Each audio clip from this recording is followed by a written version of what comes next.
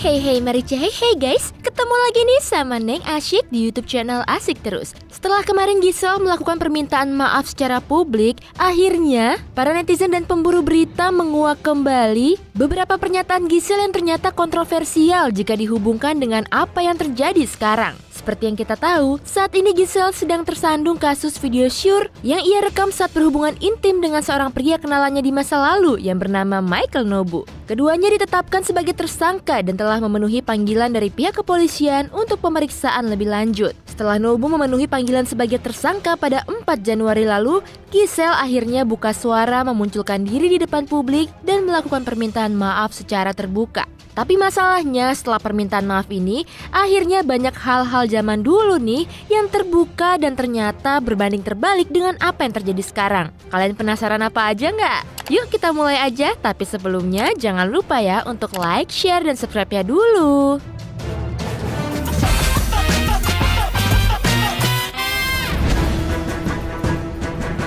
Menjelang pemeriksaan, Giselle menggelar jumpa pers di sebuah hotel di kawasan Jakarta Selatan pada tanggal 6 Januari 2021. Pemilik nama lengkap Giselle Anastasia itu menyampaikan pernyataannya mengenai kasus dugaan terkait video syurnya dengan tersangka Michael Nobu. Ibu satu anak itu muncul di hadapan publik dan menyampaikan permintaan maaf kepada seluruh masyarakat Indonesia. Permintaan maaf itu juga dikhususkan Giselle untuk keluarga besar, sahabat, teman, partner kerja, dan semua pihak yang menaruh kepercayaan padanya. Tak lupa juga Giselle meminta maaf kepada anaknya Gempita, mantan suaminya Gading Marten, dan seluruh keluarga besar hingga kekasihnya Wijaya Saputra dan keluarganya.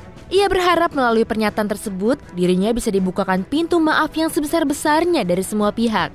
Ia menyadari hal yang terjadi di masa lalu itu merupakan perilaku yang tak terpuji dan tak sepatutnya dicontoh oleh masyarakat luas. Ia melanjutkan dengan mengatakan apa yang telah terjadi dan telah dipertontonkan tanpa seizinnya itu adalah sebagian dari masa lalunya dan bukan bagian dari hidupnya yang sekarang.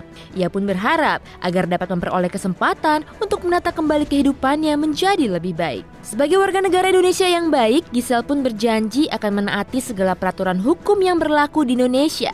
Ia siap untuk bersikap kooperatif dalam menjalani prosedur hukum yang ada. Nah ternyata nih guys, beberapa bulan sebelum kejadian ini, ternyata Nyai Nikita Mirzani pun pernah mewawancarai Giselle untuk tayangan video YouTube channelnya Crazy Nick Me Real. Tepatnya pada bulan Agustus tahun 2020 yang lalu, Giselle pun diberi pertanyaan menggelitik soal ranjang oleh Nyai Niki. Kala itu Giselle ditantang untuk memilih antara cinta dan nafsu. Nah loh, kok seakan-akan punya firasat gitu ya Nyai Niki ini? Soalnya bisa pas banget gitu loh nanyanya. Emang kadang Nyai ini maha tahu deh, kalau netizen kan maha benar.